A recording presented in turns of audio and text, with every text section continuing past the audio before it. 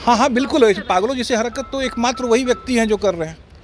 इस पूरे बिहार में कोई एक व्यक्ति जो सबसे अधिक पागल जैसे हरकत कर रहा है तो वो वही हैं जिनका आप नाम ले रहे हैं। क्या विपक्षी पार्टियों की तो वो तो घूम ही रहे हैं चाय बिस्किट पीने के लिए, खाने के लिए, और कोई नेता नहीं, कोई नीति नहीं, तो इस विपक्षी एकता का कोई मतलब। फाउंडेशन देख रहे हैं, मैं हूं आपके साथ वंदना।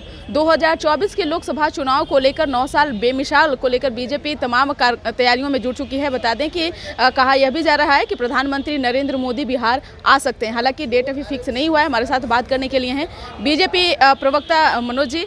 क्या लगता है कि प्रधानमंत्री बिहार आएंगे? अभी तक के देखिए, समय फिक्स नहीं किया गया। बिहार के जो भाजपा के कार्यकर्ता हैं उनकी ये अभिलाषा है कि प्रधानमंत्री आए, क्योंकि ये 9 साल बेमिसाल रहा है। हम लोग एक एक गांव में, एक एक प्रबुद्धजनों के पास, हर वर्ग के लोगों के पास में इन 9 साल की उपलब्धि को बता रहे हैं।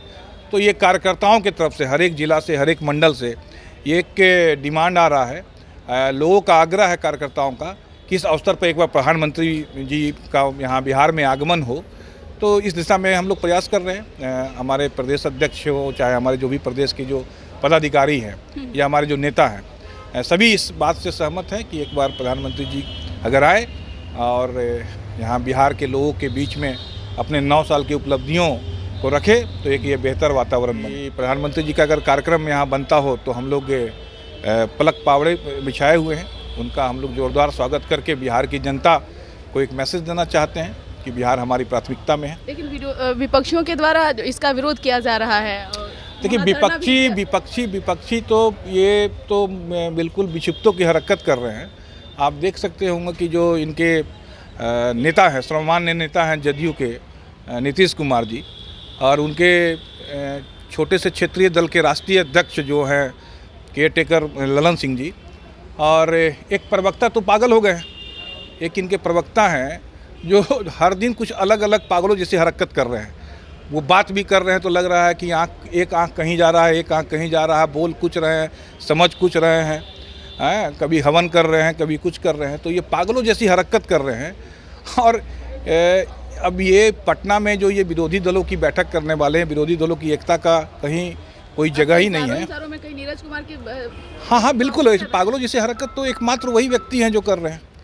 इस पूरे बिहार में कोई एक व्यक्ति जो सबसे अधिक पागल जैसे हरकत कर रहा है तो वो वही हैं जिनका आप नाम ले रहे हैं। आप देखिए किस तरीके से उनका प्रतिदिन हुआ कर रहे हैं। विधवा जिसे अलाप होता है, नरगल अलाप कर रहे हैं, तो वो विलाप करते रहे, लोगों का मनोरंजन कर रहे हैं वो। और रही सवाल विपक्षी पार्टियों की, तो वो तो घूम ही रहे हैं चाय बिस्किट पीने के लिए, खाने के लिए, और कोई नेता नहीं, कोई नीति नहीं, तो इस विपक्षी एकता का कोई मतलब भी नहीं। एक सवाल है कि सरकार की तरफ से कई योजनाएं बनाई तो जाती है, लेकिन उसे धरातल पर लाते लाते खत्म भी समाप्त के कगार पर हो जाता है। यही हाल जो है सभी स्कूलों का है, जहां सोलर प्लेट तो लगाया गया लेकिन सारे के सारे गायब हो गए स्कूलों से। देखिए क्या है, ये राज्य जो है, राज्य ना केवल पूरी तरह हर मामले में फेल हो गई है, राज्य ने आधारभूत संरचना में स्कूलों का, विशेषकर आपने स्कूलों का जिक्र किया है, तो मैं आपको दावे के साथ में कह सकता हूँ कि आप चले जाइए हाई स्कूलों की स्थिति देखिए। जितने भी हाई स्कूल राजकीयकृत हुए तो उस समय जो बिल्डिंगें बनी हुई थी, आज उसको ये मेंटेन तक नहीं कर पाए। किसी आप पे विद्यालयों में जाइए जहाँ ये दावा करते हैं बच्चे, तो कोई आते नहीं हैं। किसी विद्यालय में बच्चों की उपस्थिति बिल्कुल नगण्य है। अब उसका कारण यही है कि कोई संरचना ही नहीं है इनके पास विद्यालयों में। कैसे हमारी बेटियां आएंगी, कैसे हमारे नौनिहाल बच्चे आएंगे, तो उनके लिए कोई बुनियादी सुविधा ही नहीं है। तो आप सोलर प्लेट तो बहुत छोटी बात कर रहे हैं। ना शौचालय है, ना प्रयोगशाला है, ना कोई प्रॉपर हर विषयों के जो कोई टीचर हैं। ये केवल फॉर्म भरवा रहे हैं और डिग्री बांट रहे हैं। कोई सिलेबस की पढ़ाई नहीं हो रही है। जब आप सिंपल ये समझ सकते हैं कि जब प्रयोगशाला ही नहीं है तो विज्ञान में कैसे बच्चे पास कर रहे हैं। तो ये बहुत ही भयावह, ये अंधकार का शिक्षा के क्षेत्र में विशेषकर ये बहुत ही बुरी स्थिति है।